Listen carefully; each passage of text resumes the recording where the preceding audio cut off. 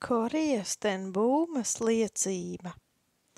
Pēc bezmiega nakts sekojošā diena mums liekas nepanesami gara, lai gan neko priecīgu nevaram sagaidīt, mēs visi ilgojamies pēc kādas pārmaiņas, kad beidzot sēdēsim kamerā, mums būs miers, mēs sakām viens otram. Pusdienas laikā piebrauc kāds liels autobuss, iekāpjot mēs redzam daudz vecu Hārlemas iedzīvotāju stāvam pie policijas iecirkņa, bet neviens nesaka ne vārda. Kā tēvs mīlēja mūsu skaisto pilsētu, ielās stāv daudz mūsu draugu un kaimiņu. Vairumam acīs asaras, cik skaists ir lielais tirgus, brīnišķīgo baznīcu pašlaik apspīd saule. Ir starojoša februāra diena, pārplūstoša no saules mums paliks atmiņā Hārlema. Kad gan atkal ieraudzīšu savu mīļo dzimto pilsētu? Tēt, jādomā, ka Hārlema būs atbrīvota, tad mēs to ieraudzīsim atkal. Nē, saka Becija, tu redzēsi to vēl ātrāk. Es aplieku savu roku tēvam, viņš smagi atbalstās uz mani. Viņš ir vārgs, mēs sarunājamies par debesīm. Lai kas arī nenotiktu, debesis mūs gaida, tas ir droši, saka tēvs. Viņš nav nemierīgs, ne noskumis, dažreiz domāju, ka viņš nesaprata, kas notiek, kurp mūs ved. Manā sirdī ir liels miers, jau sen es gaidīju katastrofu, tagad tas noticis. Es to pārdzīvoju kā kādu manas dzīves valdzinošu nodaļas noslēgumu, tikai nekādu līdzjūtību pret sevi, es saku sev. Ševeningā mūs vispirms noved Gestapo birojā. Mana māsa saka policistam, mūsu tēvs ir ļoti vārgs un slims, viņš nemaz nevar izkāpt no auto. Nemaz nerūpējieties, mēs viņu aiznesīsim, skan atbilde. Tēvs attālinās atpakaļ. Viņa mute atveras. Pirmo reizi man prātā ienāk doma, ka viņš to neizturēs un nekad neatgriezīsies atpakaļ. Kad tēvu ieved iestādes telpā, kāds vācietis saka, ļaujiet šim vīram taču nomirt mājās. Ko? Kliedz kapteinis. Šis vīrs ir sliktāks par visiem. Viņš nerunā neko citu, kā tikai par Jēzu un ķēniņu. Un tad aiz mums aizveras lielie cietuma vārti. Visiem degunus pret mūri, skan pavēle, un mēs stāvam, sejas pagriezuši pret sienu. Tēvs drīkst apsēsties. Es noskūpstu viņu vēlreiz uz pieres. Tas kungs, lai ir ar tevi, es čukstu. Un arī ar tevi, atbild tēvs. Atskatos vēlreiz. Tā ir pēdējā reize, kad es savu labo tēvu redzu uz šīs zemes. Tikai 10 dienas viņš nodzīvo apcietinājumā. Kamerā viņš ļoti drošsirdīgs. Uz saviem līdzcilvēkiem viņš saka, ja mani atbrīvotu, es turpinātu palīdzēt jūdiem, visiem tiem, kuriem nav pajumtes. Daudz vēlāk uzzināja, ka viņa gars pēdējās dienās bija sajucis, beidzot viņu ievietoja slimnīcā. Tur viņš nomira koridorā un tika abedīts kā nabaks. Kad viņš mīra, viņa bērni un jaunākais mazdēls atradās cietumā. Tās būtu bijušas niecīgas pūles aizvest mūs pie viņa, bet mums nebija jāzina, ka viņš ir miris. Viens māsas dēls lasīja ziņojumu par viņu nāvi valdības ziņās. Tieši tanī dienā 2 no tēva mazdēliem bija aizbraukuši uz Hāgu, lai kaut ko uzzinātu par tēva stāvokli. Viņu sūtīja no vienas vietas uz otru. Beidzot kādā iestādē viņiem sacīja, jūsu vectēvu vakar abedīja. Uz Becijas sūtītās paciņas adresi atrakstīja māsas meita. Neskumsti vairs par vectēvu. Viņš ir tur, kur viņam neko vairs nevar padarīt, un kurp viņš tik ļoti ilgojās nokļūt. Labākais vēl tikai nāks. Tāds bija viņa motīvs. Es esmu stipra, mīļā tante. Viss ir labi. Tēvu bieži brīdināja, ja jūs tā turpināsiet dot pajumti tik daudziem jūdiem, jūs noteikti nonāksiet cietumā. Pie jūsu vājās veselības to neizturēsit. Tad tēvs parasti atbildēja: ja tas tā notiktu, es turētu to par godu, atdot savu dzīvību par Dieva tautu. Šis gods ir kļuvis par viņa daļu. Tēvs ir miris cietumā mocekļu nāvei. Kad Becī to uzzināja, viņa rakstīja uz mājām: cilvēkam, kura sirdi Jēzus skāris tādā mērā, kurš pestītājam bija tik tuvs, kuram mūžības lietas bija tik saprotams pašs par sevi, kuram lūgšanas dāvana bija dota tik brīnišķīgā veidā, ir jau iepriekš nolemts kļūt par mocekli. Es vienmēr zināju, ka tēvs nenomirs savā gultā. Dievs neļāva izņemt valdīšanu no savas rokas. Ir manas apcietināšanas 2. nedēļa. 3 dienas biju smagi slima un beidzot ir nonācis tik tālu, ka nevaru piecelties. Atveras durvis un es saņemu pavēli apģērbties, uzlikt cepuri un uzvilkt mēteli. Cepures parasti cietumā nedrīkst valkāt, un es noprotu pēc norādījuma, ka varēšu iziet ārpus cietuma. Jautāju savam pavadonim, kurp mani vedīs. Uz slimnieku izmeklēšanas daļu skan atbilde. Ārā stāv skaists auto, 1 virsnieks, sanitārs un 2 mani likteņa biedri kopā ar mani iekāp tajā. Mēs braucam caur Hāgu, ir brīnišķīgs laiks. Pāri pilsētēm ir skaists saules spīdums. Ielu glezna ir parasta, bet mums tā izliekas kā brīnums. Ir vēl cilvēki, kas drīkst brīvi staigāt pa ielām, gluži tā kā tas agrāk bija parasts. Tikai mums no ikdienas dzīves izstumtiem tas ir tik neparasts skats. Izmeklēšanas vietā es lūdzu kādai māsai parādīt, kur var nomazgāt rokas. Viņa mani pavada, noslēdz durvis un spontāni mani apkampj. Vai es varu jums kaut kā palīdzēt, viņa jautā. Jā, labprāt. 1 kabatas bībeli, to man atņēma, kad ievietoja cietumā. Varbūt jums ir kāds mazs zīmulis, zobu birste un saduramie. Vesela rinda vajadzīgu priekšmetu ir manā vēlēšanās sarakstā. Cik labs ir šis sirds siltums, māsa nekāda skaistule, viņa pat nav glīta, bet izstaro mīlestību. Kāda atšķirība, kad domāju par naidpilnajām sievietēm cietumā. Vai viņi saprot, ka viņas laipnība mani iekšēji sasilda? Šo satikšanos es atcerēšos visā savā dzīvē. Ārsts noteica slapjo plaušu pleverītu. Es ceru, ka ar šo diagnozi es jums spēju pakalpot. Viņš saka, jūs laikam nokļūstit slimnīcā. Aizejot, laipnā māsa sabāž man kabatā daudz lietu, kuras bija lūgusi. Steigā viņa nebija atradusi nevienu bībeli, bet gan 3 evaņģēlijus. Es par to ļoti priecājos. Pēc 2 dienām mani vakarā izved no kameras. Visu jāņem līdz.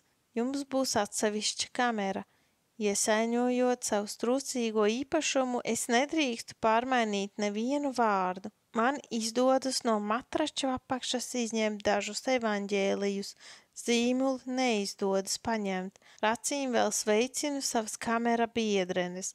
Esmu iemīlējusi tās, neskatoties uz lielo atšķirību dzīves izpratnē un uztverē.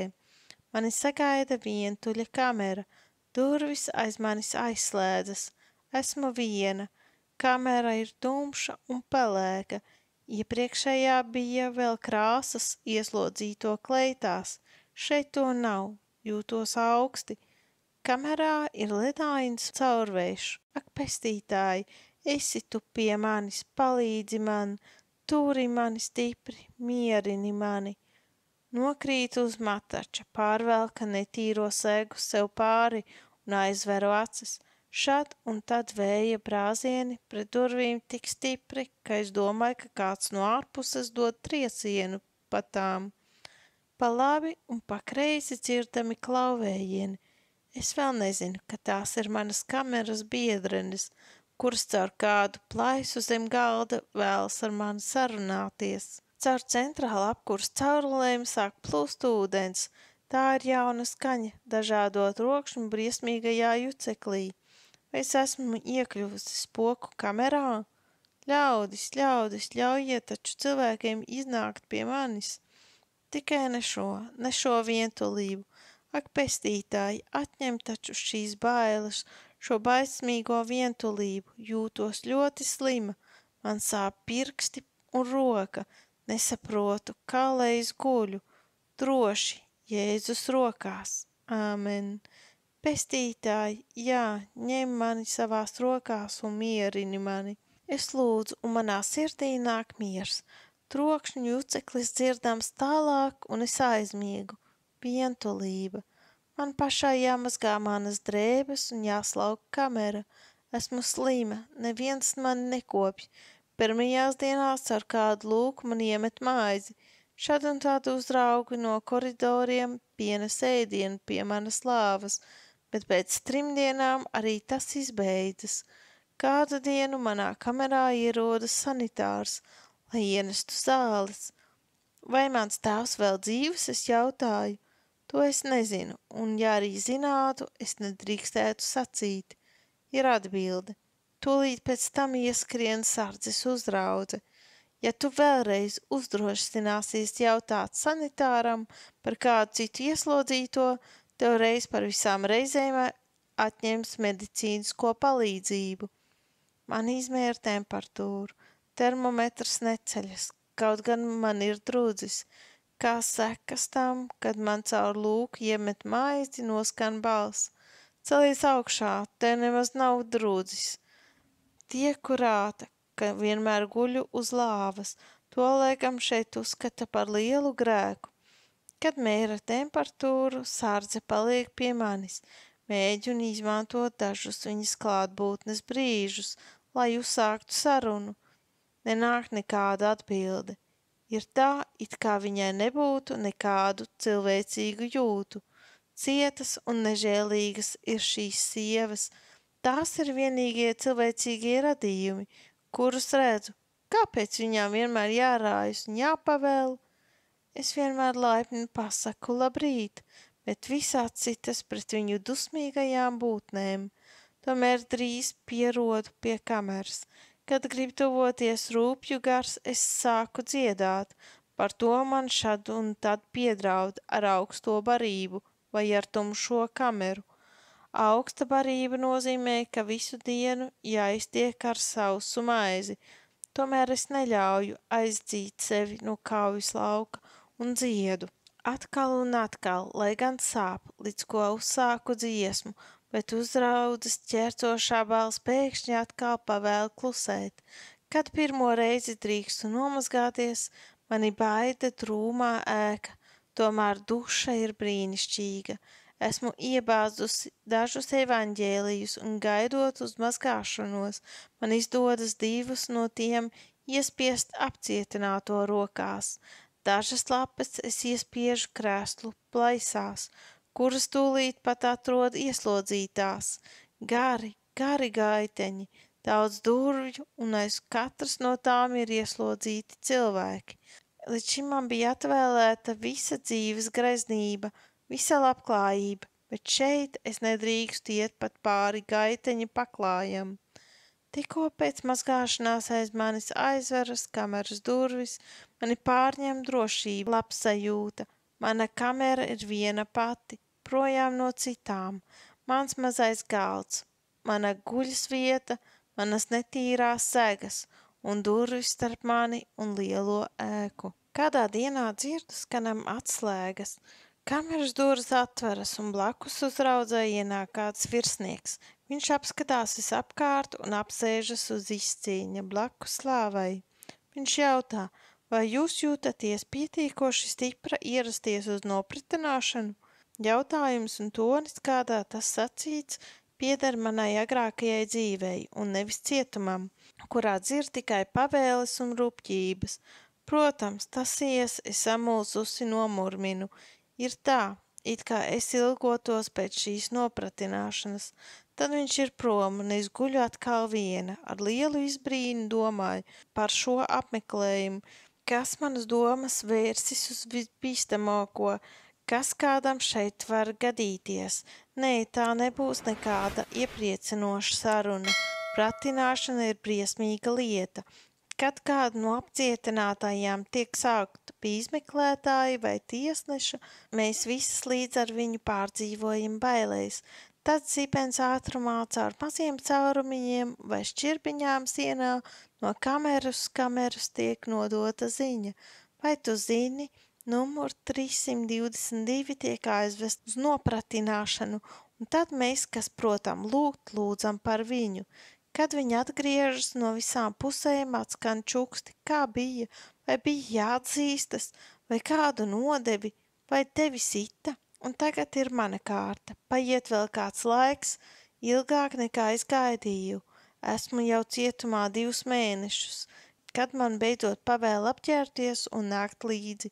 Mēs ejam cauri bezgala gariem gaiteņiem, cauri biroja telpām un beidzot cauri ārējiem cietokšņu vārtiem.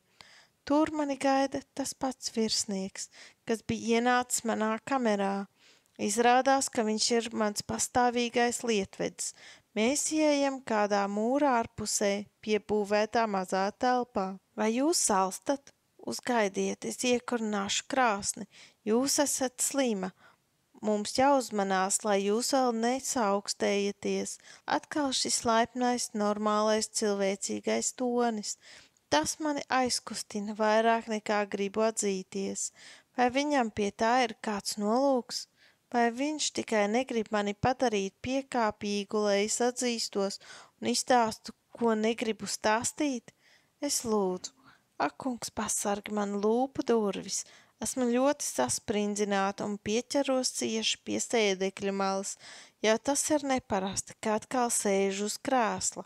Un tad mans nopratinātājs tiešām sāk kurināt krāsni. Nogļu kastes viņš ar rokām izņem atracīta gabalus. Dzimšanas dienā jums jāvēlas ogļu lāpstiņa, es saku. Kad viņš nobrauku rokas gar biksēm, saku, to vajadzētu redzēt jūsu sievai. Ir tā, it kā es būtu kaut kur ciemos. Mēs runājam par puķēm dārzā, dažām nožēlojamām tulpēm pie cietuma mūra. Es pats tās iestādīju, skats bija pārāk tuksnesīgs, viņš saka. Tad viņš ieņem vietu pie galda. Pastāstiet man lūdzu pēc patiesības, ko jūs darījāt. Viņš mani uzaicina. Varbūt pat ļoti daudz ko darīt jūsu labā, bet tad jūs arī nedrīkstat neko noklusēt. Es bruņojos. Te nu ir, ka visai viņa laipnībai bija tikai viens mērķis – mani mīkstināt un radīt uz viņu uzticību, bet es zinu, ja mani pierunās nosaukt vārdus, cilvēku dzīvības ir uz spēles. Esmu vingrinājusies atbildēt, izklaušinot. Mēs ar to nodarbojamies dažus vakarus pie paslēptajiem, savstarpēji viens otru izklaušinot. Mani ļaudis bija ļoti inteliģenti, bet netaupīja koriju. Es zināju, ka nopratināšanas bieži notiek naktīs, tāpēc es lūdzu kādu jaunu skolotāju, kurš agri gāja gulēt, mani naktī modināt un pratināt. Pirmo reizi manas atbildes bija bezcerīgi muļķīgas, bet manam partnerim bija liela izturība, un ar laiku tas kļuva kā sports, iemācīties iespējami pareizi noformulēt atbildes. Pēc apmēram 10 mēģinājumiem viņš domāja, tagad ir labi, jūs esat izturējusi pārbaudījumu. Toreiz tā bija tikai rotaļa, kaut arī nopietna, jo draudošās briesmas bija jūtamas. Tagad rotaļa bija beigusies, vajadzēja izturēties pēc iespējas gudri.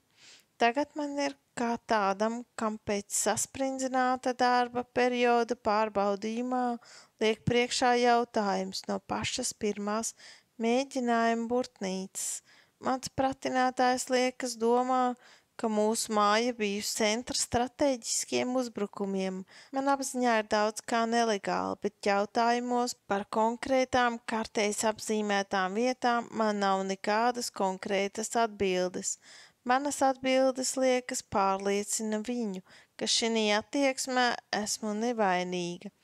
Tad man jāstāsta par savu jaunību.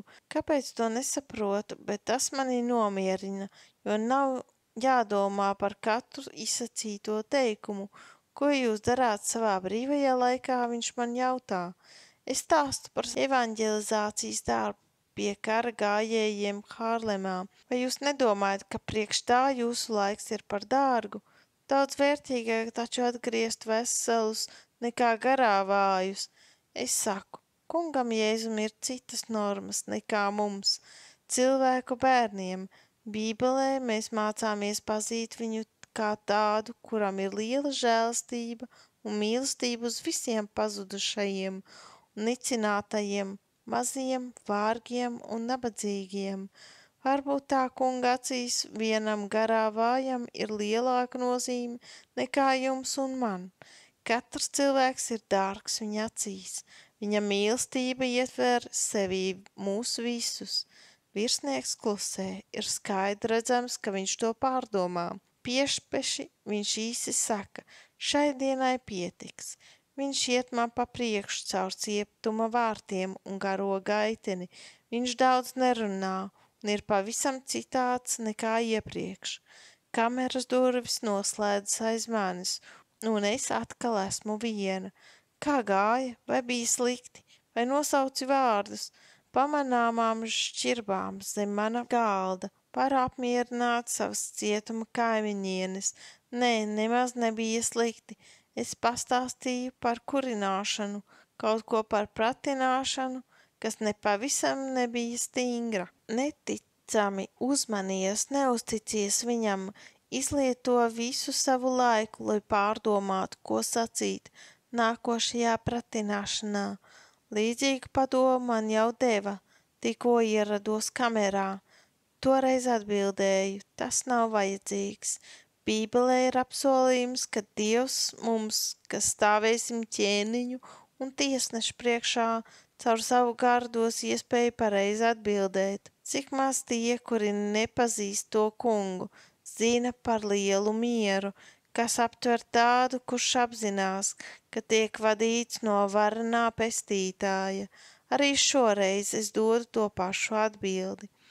Vēlāk, kad izstiepusies guļu uz savas slāvas, pārlieku, ka arī šoreiz mana ticība nav mani pievīlusi.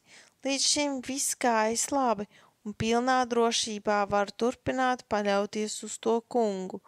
Nākošajā rītā diezgan agri mani izsauc no kameras. Mans izmeklētājs pats stāv gaitenī un mani sagaida. Šodien viņš mani neved pratināt istabā, bet sarunājamies dārzā, kur pašlaik spīd saule. Jūs dabūjat pārāk maz gaisa un saules. Mēs varam pratināšanu tikpat labi turpināt arī šeit. Viņa pretīm nākšana mani aizkustina. Ir tā, it kā ieslodzīšana piepeši kļuvusi vieglāka, jo te ir cilvēks, kurš nekliedz uz mani, bet gan daudz vairāk pārdomā, kā atvieglināt manu grūto stāvokli un mani iepriecināt. Viņš atspiežas pret mājas stūri un saka, visu nakti nevarēju gulēt, man vajadzēja domāt par to, ko jūs man sacījāt par Jēzu. Lūdzu, pastāstiet man vēl vairāk par viņu. Šeit stāv kāds augstāks virsnieks, viens no tagadējiem varas vīriem, kurš var izlēmt par citu dzīvībām. Bet reizē mans cilvēks, kur Dievs skāra savu pirkstu un kurš ieraudzījis savu nabadzību.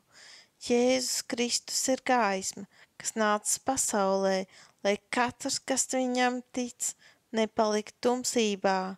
Vai jūsu dzīvē ir daudz tumsas? Es jautāju, manā dzīvē ir ļoti tumšs. Kad vakarā eju gulēt, es nedrīkst domāt par brīdi, kad atkal pamodīšos. No rīta man nav drosmas iesākt jaunu dienu. Cienīstu darbu. Bremenē man ir sieva un bērni. Nezinu, vai tie vēl dzīvi, vai varbūt šonakt bumbas viņus jau nonāvējušas. Kas to lai zina? Tumsa. Jā, tā ir manā dzīvē. Jēzus pie krusta uzņēmis uz sevis arī jūsu grēkus. Jums pilnīgi jānododas viņam. Tad arī jums būs gaisma. Jēzum neviena tumsa nav par tumšu. Viņš var to aizdzīt. Ilgi sarunājamies par mūžības lietām. Tad mēs atkal esam pretināšanas istabā. Kad beidzot protokols gatavs, es to parakstu. Vispirms viņš nolasa rakstīto. Ievērojams ir noslēgums. Viņa nodomājusi nākotnē atkal darīt to, ko darījusi līdz šim, jo vēlas palīdzēt visiem, kuri lūdz pēc aizsardzības un palīdzības, vienalga pie kādas rases vai tautas tie piederētu. Viņa grib to darīt tāpēc, ka paklausa Kristus pavēlei, mīliet Dievu un savu tuvāko. Viņš mani pavada atpakaļ kamerā, un kad piepeši saka, nesaprotu, kā jūs varat ticēt Dieva esamībai. Kā tas var būt, ka viņš pielaiž, ka tāds labs cilvēks kā jūs tiek ieslodzīts kamerā? Dievs nekad nekļūdās. Daudz ko mēs uzzināsim tikai vēlāk. Man tā nav nekāda problēma. Dievs grib, lai es kādu laiku pavadītu lielākā atkarībā no viņa. Es atbildēju. Kad es dažas dienas līdzīgā veidā esmu pratināta, pienāk Becijas kārta. Viņai nav daudz ko sacīt. Man ir daudz kas vairāk uz apziņas. Viņa tikai zina par palīdzību jūdiem. Tomēr viņas pratināšana turpinās 4 dienas. Tā ir caur un caur viņas ticības apliecība. Pirmajā dienā beigusies runāt, viņa saka savam izmeklētājam, bija ļoti svarīgi runāt par šīm lietām, bet daudz svarīgāk ir lūgt. Vai jums nav nekas pretī, ka mēs kopā lūdzam? Nē, viņš saka, dariet to. Tad Becija lūdz kopā ar viņu. Viņa ir tik pilna bērnišķīgas vientiesības un nevainības. Arī nākošajās 3 pratināšanas noslēdzas ar lūgšanu. Kad manas otrās māsas jaunākais dēls Pēters tiek pratināts, saruna novirzās pa to pašu ceļu. Kā tu domā, vai pēc kara nāks labāki laiki? Jautā izmeklētājs. Nē, tikai tad, kad atkal atnāks Jēzus. Tad viss kļūs labāks, ātrāk ne. Tur tev varbūt ir taisnība, uz to Pēters jautā, vai jūs esat gatavs tam? Izmeklētājs klusē. Pēc tam visi, kas kopā ar mums tika apcietināti, tiek izlaisti no cietuma. Kā skan mūsu spriedums, mēs neaptveram. Kādu dienu ierodas jauna uzraudze, pirms tam viņa bijusi Berlīnes cietumā. Tad darbojusies Oslo, un tagad viņa aicināta strādāt pie mums, Ševenīgā, lai ievestu kārtību. Kā viesuļvētra viņa drāžas lejup un dara visu, lai katras 2 nedēļas mums jāsaņem tīrus palagus. Līdz šim es nereizi nedabūju redzēt kādu palagu, lai gan biju smagi slima. Viņa pavēl kārtīgi veidināt telpas. Līdz šim es 50 dienas gulēju kamerā un nereiz netiku svaigā gaisā, izņemot, kad tiku vest uz ārsta pieņemšanas vietu. Vai tagad būs labāk? Vai šī uzraudze būs cilvēcīgāka? Vēl nekad neesmu redzējusi tik dusmīgu sievu. Viņai ir pareiza un pat skaista seja, bet no viņas acīm jābīstas, tas ir ledus augstas. Neesmu ne pie vienas sievas redzējis tik cietu, tik nežēlīgu izteiksmi. Viņas stāja ir taisna, viņas priekšā jāstāv taisni, arī tad, kad esi uz gultas kā es. Nerunājot ne vārda, viņa apstaigā manu šauro kameru. Raibais papīrs tiek norauts no lampas, tiek apgrieztas visas kārda bunžas no manas pēdējās pakas, kuru saņēmu no mājām, lai redzētu, vai tur nav paslēpts kaut kas aizliegts. Viņai ir vienalga, kas notiek ar mums ieslodzītajiem, tik vērtīgām lietām. Viņa noraus segu no lāvas, apgriež madraci otrādi, visur meklē neatļautas zīmītes vai vēstules. Paldies Dievam, viņa neatrod evaņģēlijus, ko esmu tur paslēpusi.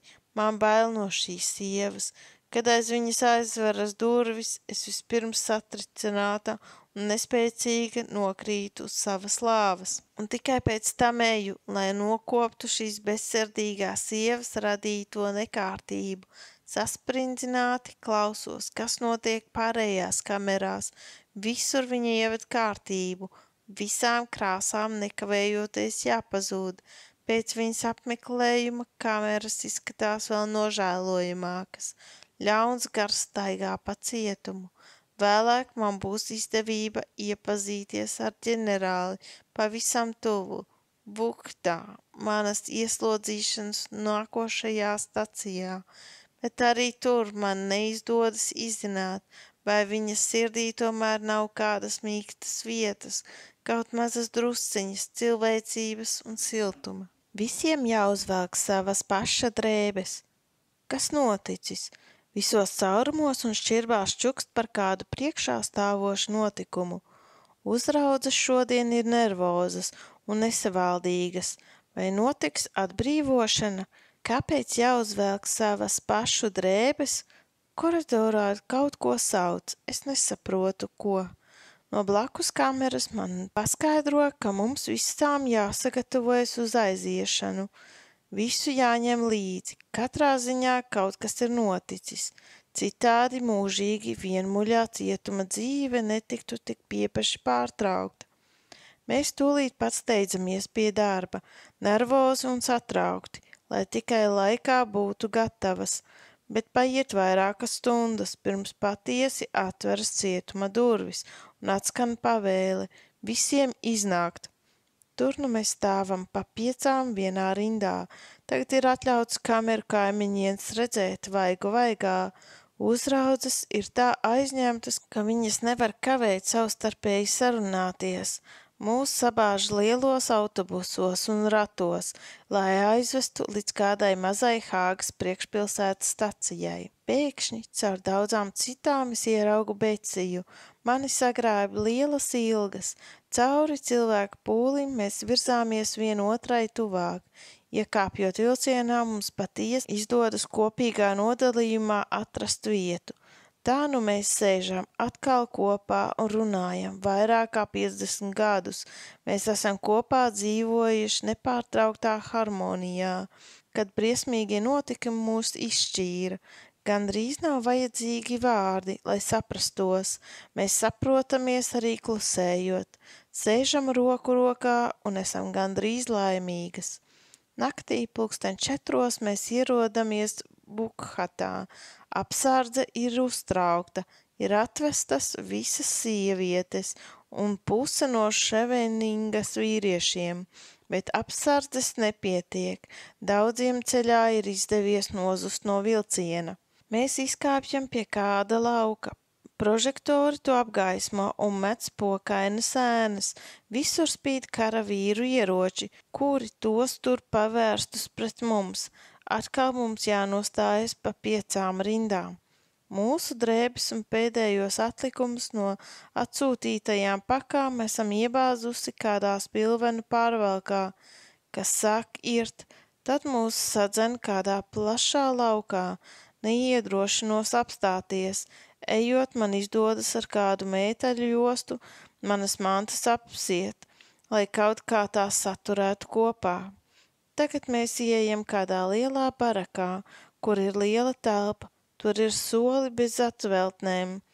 Mēs šeit esam no 4:00 naktī līdz pat 1:00 pēcpusdienā, bez uzraudzības un bez ēdiena. Tas gan mūs maz abēdina. Mēs taču visi esam kopā un bez jebkādas uzraudzības. Bet mūsu prieks drīz aptumšojas, kad atskan komanda izģērbties un mazgāties. Ap 20 ieslodzīto iet zem dušas, bet pēc tam jāuzģērb cietuma apģērbs. Visapkārt skraida karavīri un nekautrīgi skatās uz izģērbušajām sievietēm, kurām jāgaida bezgalīgi ilgi. Becija un es atkāpjamies atpakaļ un lūdzam, ak, kungs, lūdzu, tikai ne to. Tad piepeši atskana komanda apturēt mazgāšanos. Izrādās, ka nav pietiekoši daudzumu drēbju. Mūsu rinda vēl nebija pienākusi. Tā Dievs paklausīja mūsu lūgšanu. Mēs raudājam aiz pateicības. Kad pēc 10 dienām tiekam izģērbtas, mēs esam kopā tikai ar laipno meiteni no drēbju telpas Nav vairs nekas draudošs vai pazemojošs. Neesmu vairs vientuļā kamerā, bet kopā ar 150 cilvēkiem. Visas viņu bailes, visas bēdas čum un mūž ap mums. Arī tas nav viegli panesams. Kāda mīļa jauna jūdiete nāk pie Becijas un lūdz, vai jūs nevarat mani mierināt? Man ir tik ļoti bail. Becija lūdz kopā ar viņu, un mēs jūtam, ka mums atveras jauns pagrieziens. Ap mums ir daudz ļaužu, un mūsu uzdevums būs visās viņu bēdās un smagajās rūpēs dalīties un palīdzēt. Visu to ņemt uz sevis un paciest.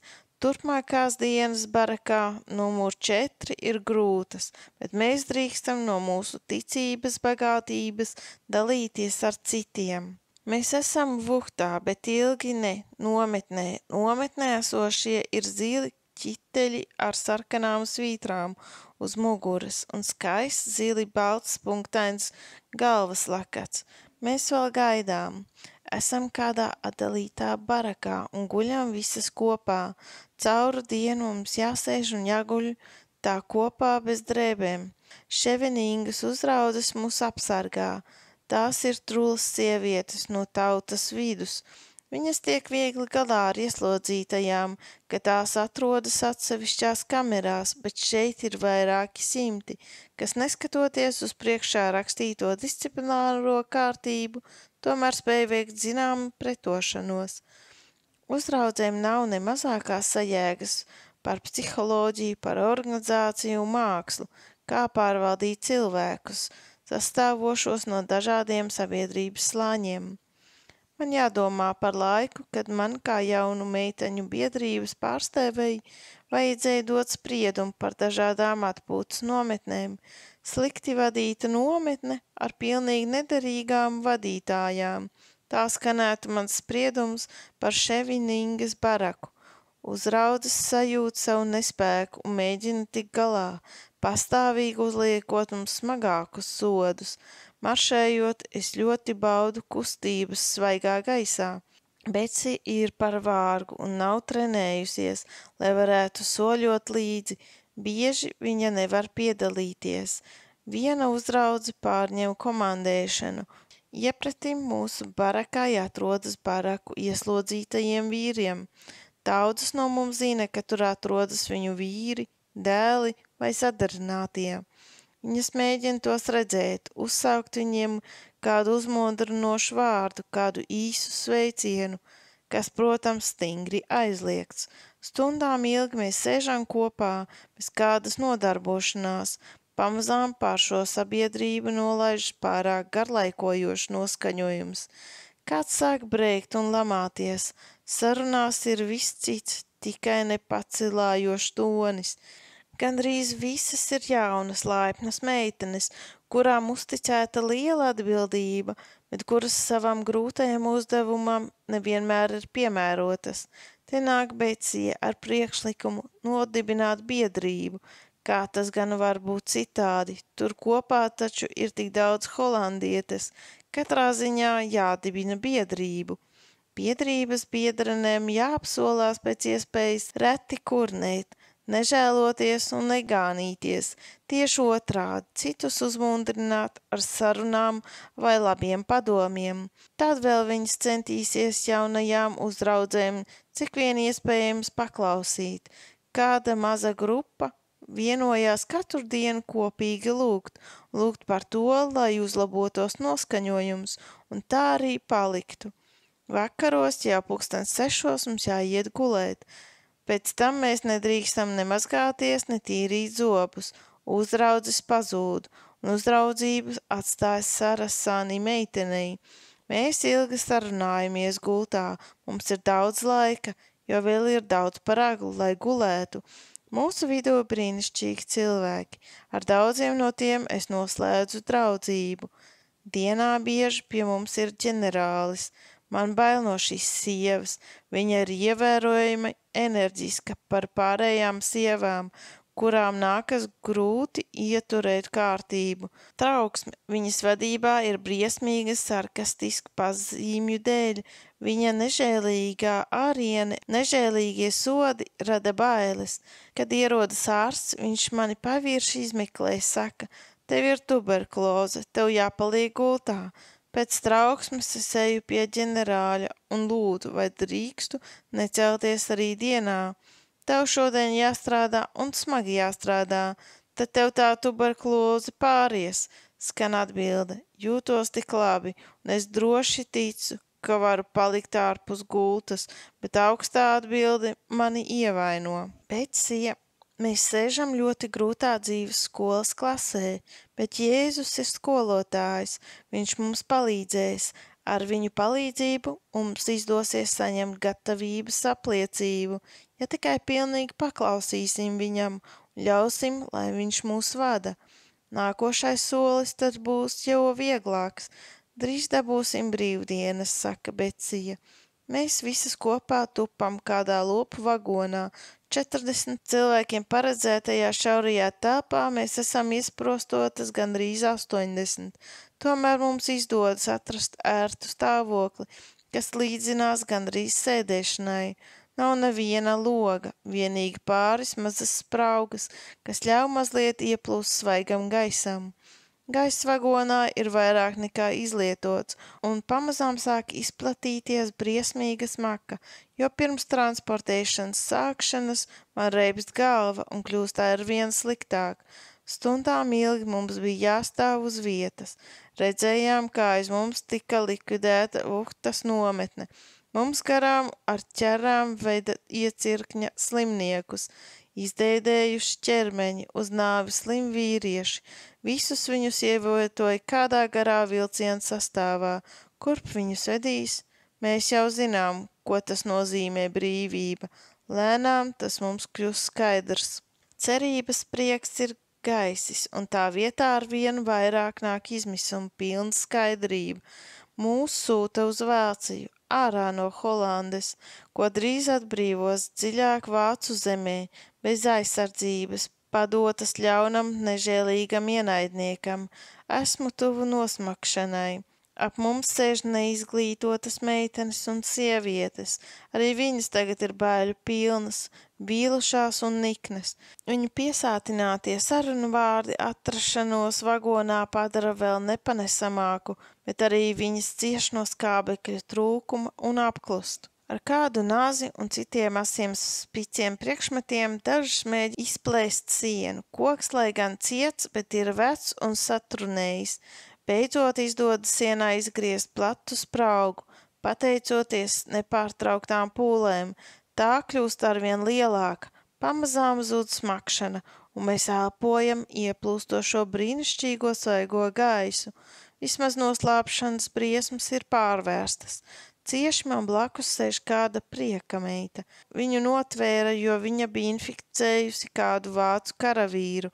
Viņa ir laipna pret mani un dod man vietu, cik jau tas iespējams, lai es varētu kaut mazliet izstiept savas kājas.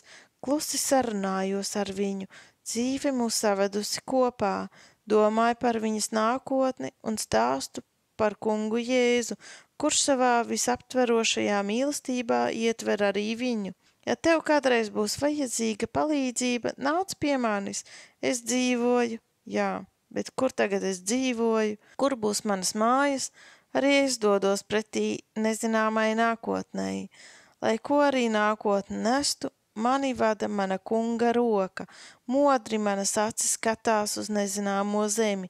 Tēvs, māci man sekot tev bez jautāšanas. Ko tu dari, tas viss ir labi. Māci ar uzticību pilnu drosmi panest tikai šo dienu. Cik bieži es dzirdēju šo dziesmu, cik viegli tā plūda pār lūpām. Tikai tagad katram vārdam ir priekš manis dziļa jēga. Tikai tagad tas dāvina patiesu mierinājumu. Piepaši pret mūsu vagonu birst krusas graudi. Krusa? Vasarā? Bet nē, tās ir ieroču lodes. Pēc viena grūdiena vilciens apstājas. Virs mūsu vagona ir ložmetējs. Varbūt uzbrukums bija mērķēts uz to. Skaļie sitieni liek mums satraukties, seko tālāk šāvieni, bet mūs aizsargā klinšu siena. Ar aizturētu elpu sekojam notikumiem, es atveru Becijas roku. Mēs abas esam pilnīgi mierīgas, vēl atrodamies šaipus robežas, bet ja nu izdodas mūsu atbrīvošanas mēģinājums, vai tas tāds arī nebija? Ko mums tad iesākt? Mūsu vilcienā ir tūkstošiem ieslodzīto. Izrādās, ka mūs tomēr gribēja glābt, bet mēģinājums nebija pietiekoši sagatavots, un tas neizdevās. Daži no atbrīvotajiem tiek saķerti. Kas zina, kas notiks ar šiem nabaga puišiem? Pārējiem izdodas aizbēgt. Vilciens stāv vēl ilgi. Tagad zudusi pēdējā cerības gaismiņa. Mēs braucam tālāk. Vienmēr tālāk. Pārbraucam robežu. Dažos vagonos tālāk dzied. Ar Dievu, mana dārgā dzimtene, ar Dievu. Daudzi no mums nekad vairs neredzēja savu dzimteni. Cik skumji skan šī dziesma. Reiz es dzirdēju, ka kāds tvaikons devās uz Indiju. Arī toreiz skanēja skumji, bet tas ceļojums bija brīvprātīgs. Cilvēki, kuri atvadījās, arī pārdzīvoja priekšā stāvošo šķiršanos, bet šovakar to dzied pazudinātie, no savas dzimtenes izdzītie. Tā viņus atraus no viņu piederīgajiem. Kādas sāpes ir šādā vienkāršā dziesmā? Pamazām kļūst tumšs. Es iemiegu un aizmirstu visu ap sevi. Braucam vienmēr tik tālāk dziļāk Vācijā. Kad pamostos ir jau gaišs un tiek izdalīta maize un sviests. Vagonā to daudz maizes. Dažas no maizes uzcēluši mazus ķeblīšus un sēž uz tiem. Vai plānots tās ceļojums, ka paņemts līdzi tik daudz pārtikas? Cik briesmīga ir ceļošana šādos apstākļos.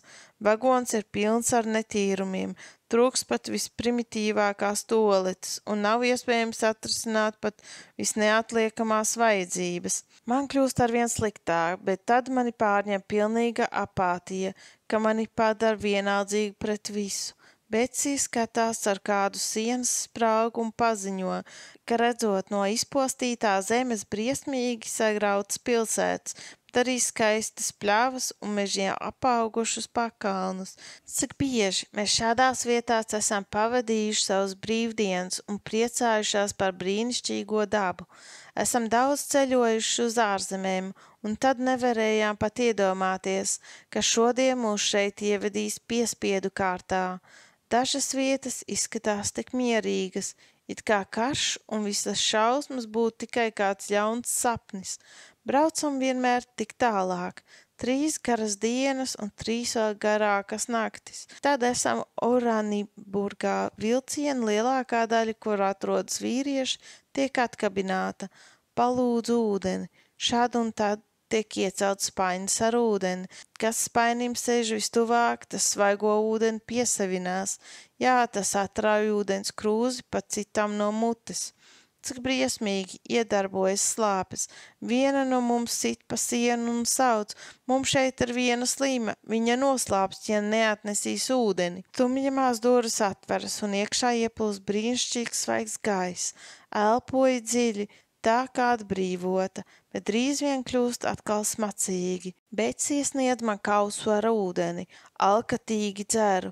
Man krietni jāsņemas, lai mazliet pataupītu, kad atkal uznāks lielās slāpes, bet tad mani pārņem trula nemaņa, un es sāku murgot. Esmu pavisam kur citur, kādā slimnieku zālē. Mēģinu kliegt, māsa, dodiet man ūdeni, bet man nenāk neviena skaņa. Kad nāku atkal pie samaņas, vilciens pietur Firstenbergā.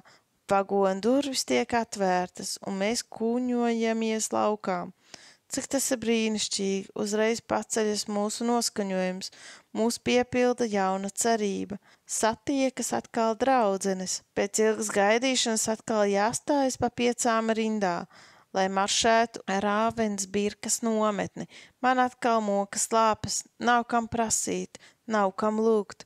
Aiz mums iet karēji, viņu ir tik daži, bet arī pret tiem mēs nevarētu neko iesākt. Pietiek ar dažiem, lai saturētu šīs vārgās, pārpūlētās sievietes. Mēs apstājamies pie kāda ezera. Es nevaru vairs tālāk paiet, bet un viena draudzene mani balsta. Tagad es nolaižos zālē, skatos ap sevi, cik skaista ir pasaule, bet cik nejauku to padara cilvēki. Ainava liek domāt par psalmu vārdiem, zaļainās ganībās, lēni ūdeņi, un tad es saku pati sev, žepšus arī staigātu nāves ēnas ielajā, tavs koks un tavs zīzlis mani iepriecina. Lieli vārti ieved Rāvensbirkas nometnē. Atkal mēs maršējam pa 5 rindā. Abās pusēs virsnieki un uzraudzes. Mums mugurā zilie halāti no vuhas. Vien no mums uzsāk dziesmu. Mēs neļausim nolaupīt drosmi. Mēs nesam galvu vēl augstāk. Savādi, ka mums tieši tagad ir radusies drosme uz lūpām. Mēs esam viņu varā, tomēr mūsu stāja ir stingra un nesalausta. Komandants esot sacījis, es nesaprotu šīs holandietes sievietes. 3 dienas un 3 naktis viņas ir iebāstas lopu vagonā, bet pēc tam tās ar paceltām galvām iemaršē nometnē ar sejām, kas it kā gribētu teikt, jūs neuzvarēsiet mūs, mums vienalga, ko jūs ar mums darāt. Pēc ilgas stāvēšanas mums pēkšņi jāskrien uz kādu telti, kur ir muģu pilni salmi. Baraku priekšā stāv vairākas sievietes un lūdz maizi. Visur redzu izstieptas skeletveidīgas rokas. Uzraudzis aizdzen šos cilvēkus prom. Telti ir briesmīgs juceklis. Kādā malā ir maza vietiņa Becijai un man. Mēs apsēžamies tur uz mūsu segām. Muģu dēļ mēs nolēmjam nogriezt mūsu matus īsus. Viņas garos cirtainos matus saproku smiltīs. Tas dara mani skumju. Drīz vien mūs atkal izdzen no telts zem klajas debes. Visapkārt ir dzeloņa stieples. Kad pienāk vakars, dažas noliekas uz zemes, Beci un es paliekam stāvot, bet tad cieši kopā noguļamies, pārvelkot sev pāri segu. Viņš savējiem dod atpūtu miegā, saka Becija. Pār mums ir zvaigznes. Tas, kurš vada zvaigznes viņu gaitā, neatstās arī mūs. Vadi tu mani, ak kungs, es lūdzos, un tad mēs abas iekrītam miegā. Uzmostos, kad sāk līt, pārvelkam segas pāri sejām, ir pusnakts, cik žēl, ka viss paliks slapšs. Palūkojos apkārt, 100 cilvēku ķermeņu klusi guļ uz zemes, ap mums un tālāk. Kas mūs sagaida šajā koncentrācijas nometnē? Becija rāda augšup, kur mirgo un staro zvaigznes. Melna ir nakts un bieza ir tumsa. Ak, kungs, vadi tu mūs. Tā mēs lūdzam, un tad mūs apņem miegs. Šis lielais labdaris. Ir atkal nakts. Mēs esam galvenā ēkas lielajā laukumā, esam apkampušās un cieši ap sevi velkam segu. Līdz paņemto no vuhas ir ļoti augsts. 2 dienas un 2 naktis mums jau vajadzēja pavadīt šeit laukā. Tagad mēs stāvam garā rindā dušas telpās. Drūmajā mājā mums blakus drēbju maisiņi, koferi, pārtika un vilnas segas nekārtīgā juciklī, kas pastāvīgi pieaug un pakāpeniski pārvērsušās par lielu kalnu.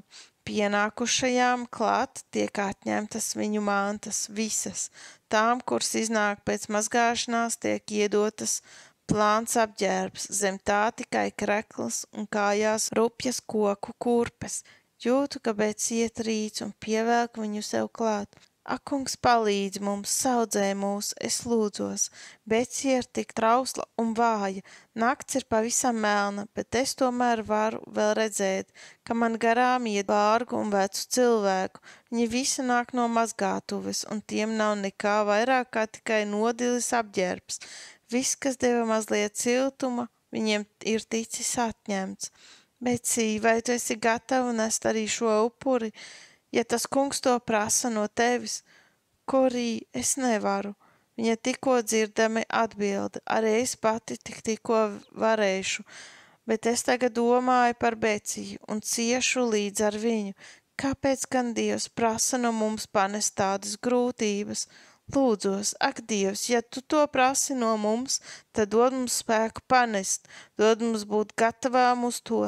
Kāda veca sieviete klusi raud, vaļējās durvīs parādās kāds virsnieks un kliedz, nodot savas drēbes. Mēs gribam jums holandietēm parādīt, kā Rāvensbrikā iet, šeit jums nav vairs nekas, kur ko ziņot. Viņa nežēlīgā seja ir vāja apgaismota no retām lampām. Tā viņa seja izskatās vēl sātaniskāka. Aplieku savu roku Betsijai. Mēs instinktīvi ieraujamies kādā tumšā kaktā, jo abas dzirdējām tālumā saucām mūsu vārdus. Ten būma Elizabete, ten būma Kornēlija. Ich kann dicht, atkārtoja Betsija. Tad viss paliek klusu, un mēs runājam ar pestītāju. Viņš ir pie mums un zina, ka ciešam. Viņš mūs mīl. Kungs, ja tu prasi no mums šo upuri, tad dod mums vajadzīgo spēku. Korī, es esmu ar mieru, čukst Betsija. Es ņemu viņu pie rokas, un mēs ejam posta pilnajā mājā. Pie gara galda sēž vairākas sievietes. Viņas saņem mūsu mantību. Mums visām ir pilnīgi jāizģērbjas, un tad jāiet kādā istabā, kur pārmeklē mūsu mantas. Ja kādai ir rutis, mati tiek pilnīgi nodzīti, kādai skaistai beļģu meitenei tūlīt pat nogriež viņas brīnišķīgās blondās cirtas. Viņai gan nav utu, bet bez žēlstības to dara visām, kurām ir skaisti mati. Pajautāja kādai sievietei, vai drīkst izmantot tualeti. Tā ir kāda bedre. Dušas telpā. Becija paliek cieši aiz manis, piepeš man rodas ideja, novelc ātri savu vilnas veļu.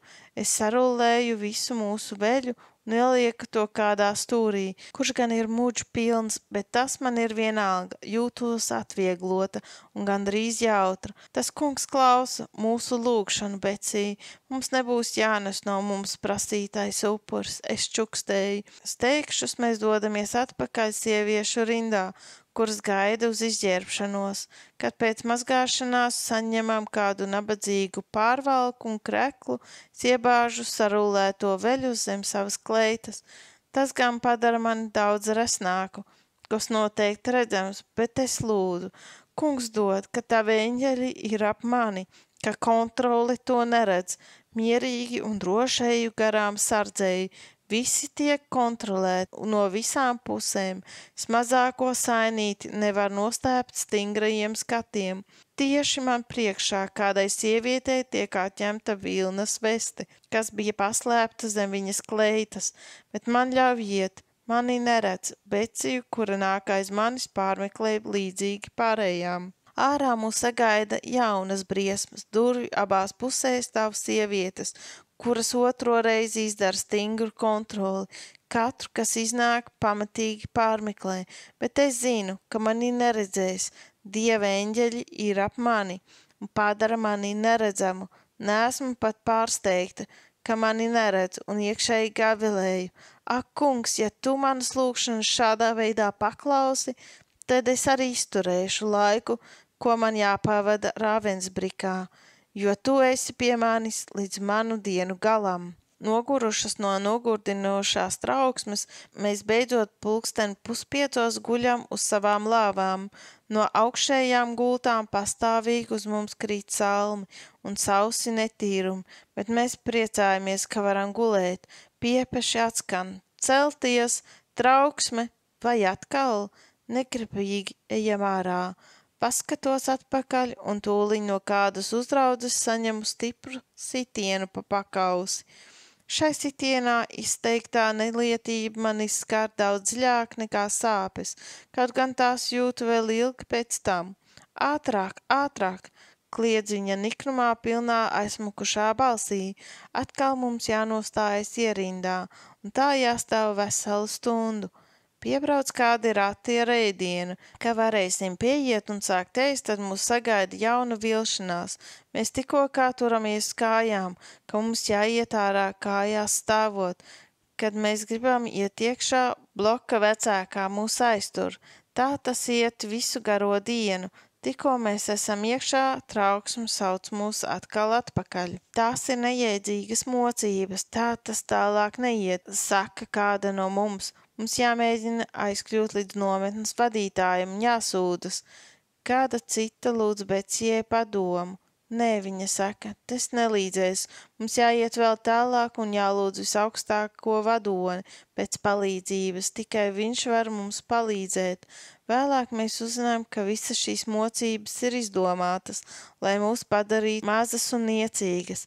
Pie nometnes vadītāja nav gājusi neviena. Tā ir laime, jo viņš ir neaptverami nežēlīgs, ļauns cilvēks, bet kungu kungs un pasaules pārvaldītājs mums ir vienmēr aizsniedzams. Viņš ne tikai palīdz mums šīs mokas panest, bet arī pats cieš līdz ar mums. Liecība no Korijas ten Būmas, tu vari klausīties nākamajā video. Tiekamies drīz! Paldies, ka noklausījies un abonēji Ikdienas maizes kanālu. Paldies!